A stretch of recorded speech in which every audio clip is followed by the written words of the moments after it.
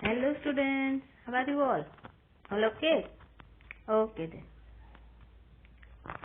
आज हम चैप्टर 17 करेंगे। अपनी ओर झांके। अपनी ओर झांके यानी अपने अंदर झांकना है हमें, है ना, कि हम दूसरों के प्रति कैसा व्यवहार करते हैं, है ना, अपने आसपास सबके साथ हमारा व्यवहार कैसा होना चाहिए। तो यह लेख जो है वह सामाजिक नैतिकता पर आधार है। मनुष्य की प्रकृति है कि यह दूसरों से बहुत सी आशाएं और अपेक्षा रखता है ना। तो स्वयं दूसरों के लिए कितना मददगार है, मतलब यह प्रायः नहीं सोच पाता कि हमें स्वयं भी वही करना चाहिए जो अपेक्षा हम दूसरों से रखते हैं, है ना।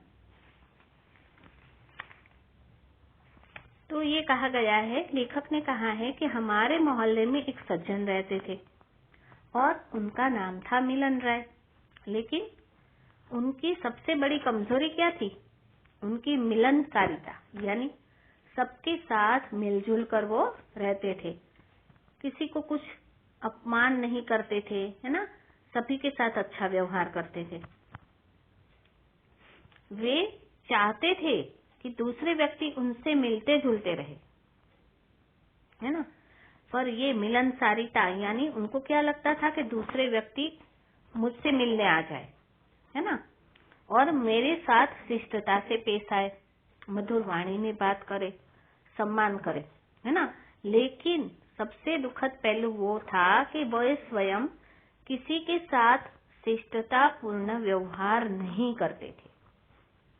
वो खुद वैसे नहीं थे, है ना। मैंने आगे आपको क्या कहा, मिलनसारिता यानी क्या होता है कि जो दूसरों के साथ भी अच्छा व्यवहार करे, पर ये जो सज्जन थे वो खुद वैसे नहीं थे, पर वो चाहते थे कि दूसरे मेरे साथ अच्छा व्यवहार करे, अच्छी वाणी बोले, है ना।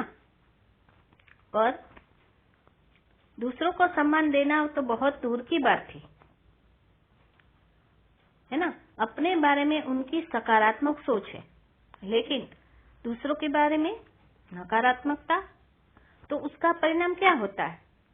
तो उसका परिणाम यह होता है कि दूसरे व्यक्ति जो थे, है ना, वो उनसे कटे कटे रहते थे, यानी दूर दूर भागते थे।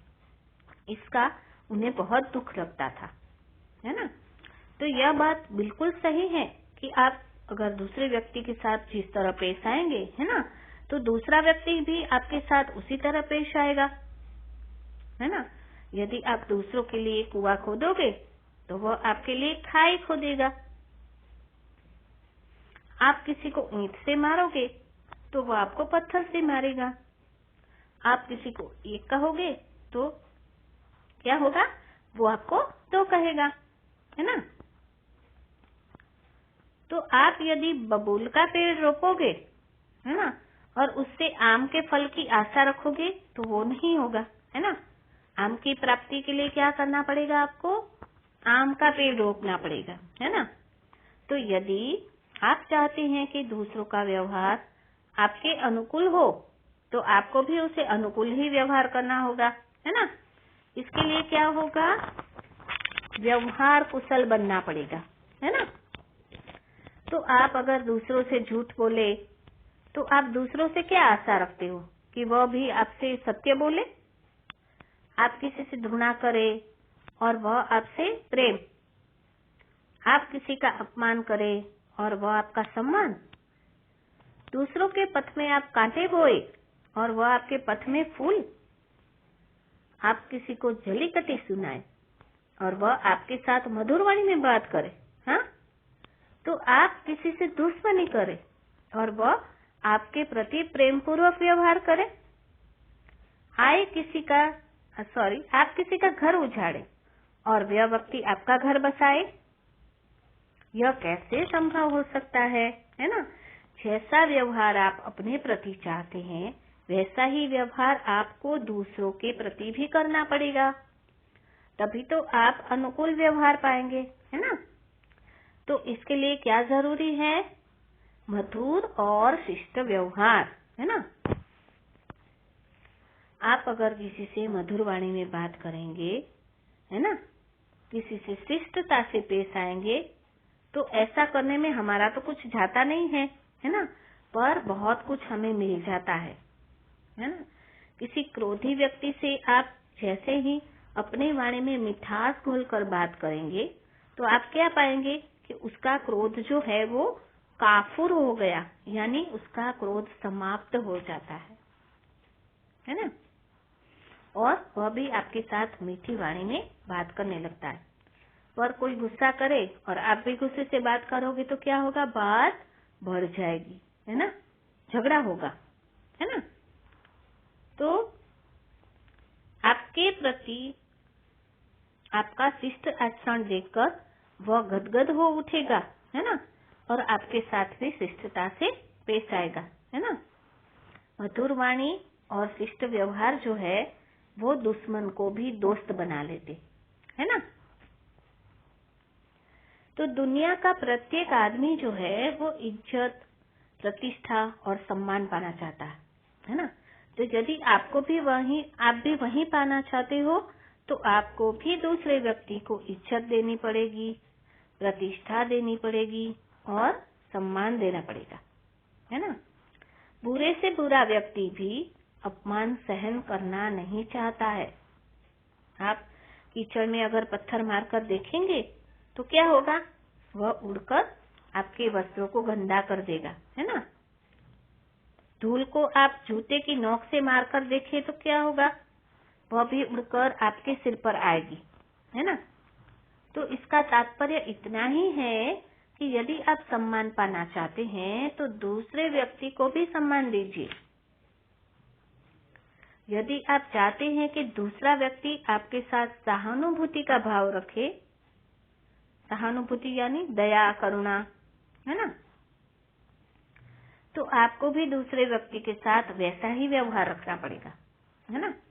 हर व्यक्ति के जीवन में कभी दुख आता है तो कभी सुख। तो सुख में हमें निमग्न होना है, लीन होना है, लेकिन दुख आ जाने पर वह घबरा जाता है ना। थोड़ा सा भी दुख हमारे पर आता है तो हम घबरा जाते हैं। तो आप उसके दुख को भले दूर न कर पाए, लेकिन आपकी जो सहानुभूति है ना, उसे दुख सहन करने की शक्ति प्रदान करेगी, है ना। तो यह कम बड़ी बात नहीं है, बल्कि बहुत बड़ी बात है। इंसान सहानुभूति के 2 बोल सुनकर अपने में शक्ति पैदा कर लेता है, और वह शक्ति उसे दुखों से उबारने में मदद करती है ना। आप यदि चाहते हैं कि कोई व्यक्ति आपको कभी पीड़ा न पहुंचाए, तो भूल कर भी आप किसी को पीड़ा पहुंचाने की कोशिश ना करें। व्यक्ति अपने कर्मों का फल भोगता है और वो जैसा करता है वैसा पाता है।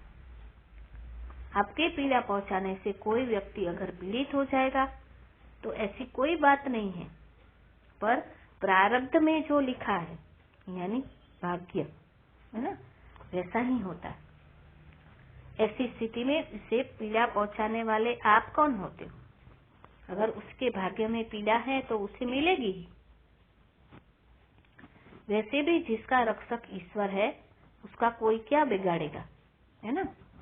आज धीरे धीरे समाज से परोपकार की भावना समाप्त होती जा रही है और मनुष्य व्यक्ति परक्त हो गया है, यानी स्वार्थी हो गया है। वह समाज से कट गया है और उसे समाज से कोई लेना देना नहीं है, तो वो परोपकारी कैसे बन सकेगा, है ना। जबकि जरूरत है, यदि आप किसी को दुख में, कष्ट में, विपत्ति में देखे तो जहां तक बन पड़े उसके लिए कुछ अच्छा अवश्य करें। पर यह कई तरह से हो सकता है, ऐसे नहीं कि पैसों से, पर वाणी से भी हो सकता है, कर्म से भी हो सकता है, और कई बार रुपए पैसों से भी, है ना। भगवान ने आपको सामर्थ्य दे रखी है, यानी शक्ति दी है इतनी, है ना। यदि आप रुपए पैसे में सक्षम न हो, मतलब आप योग्य नहीं है रुपए पैसे, आप मिडिल क्लास हो, आपके पास ज्यादा रुपए पैसे नहीं है, तो आप हेल्प नहीं कर पाओगे, है ना। तो ऐसी स्थिति में आप उसका कोई कार्य ही कर दे, है ना। परोपकार जैसा कोई पुण्य है ही नहीं, है ना। जहां तक बन पड़े उसके बारे में सकारात्मक सोच बनाने की कोशिश करें।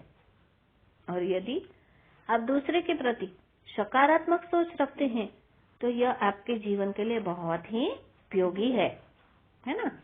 तो ईश्वर की दृष्टि में मनुष्य को द्वेष एवं स्वार्थ से रहित होना चाहिए। द्वेष यानी ईर्ष्या, है ना। ईर्ष्या और स्वार्थ से दूर रहना चाहिए। उसमें प्रेम और परोपकार के गुण होने चाहिए। ऐसे ही व्यक्ति को ईश्वर पसंद करता है। आपका सीधा संबंध तो ईश्वर से नहीं हो सकता, है ना, पर आप अगर दूसरे व्यक्ति के प्रति अनुकूल व्यवहार करेंगे तो ईश्वर को ही प्रसन्न कर सकते हैं, बल्कि अपने अनुकूल व्यवहार भी पाएंगे। तो इसीलिए कहा गया है कि पहले अपनी ओर झांके फिर दूसरों पर उंगली उठाए, है ना। तो ये पाठ से हमें क्या सीख मिलती है कि मनुष्य की प्रकृति है कि वह दूसरों से बहुत सी आशाएं रखता है ना। तो स्वयं दूसरों के लिए कितना मददगार है पहले ये नहीं सोच पाता है वो, है ना। तो हमें वही करना चाहिए जिसकी अपेक्षा हम दूसरों से रखते हैं। और आपका व्यवहार ही आपका प्रतिबिंब है। उसी के आधार पर लोग आपके बारे में धारणा बनाएंगे। जैसा व्यवहार आप अपने प्रति चाहते हैं वैसा ही आपको दूसरों के प्रति करना होगा, है ना। मधुर और शिष्ट व्यवहार, है ना, जिसके लिए जरूरी है मधुर और शिष्ट व्यवहार, क्योंकि मधुर वाणी और शिष्ट व्यवहार दुश्मन को भी दोस्त बना देता है ना। समझ गए? Okay then, bye bye.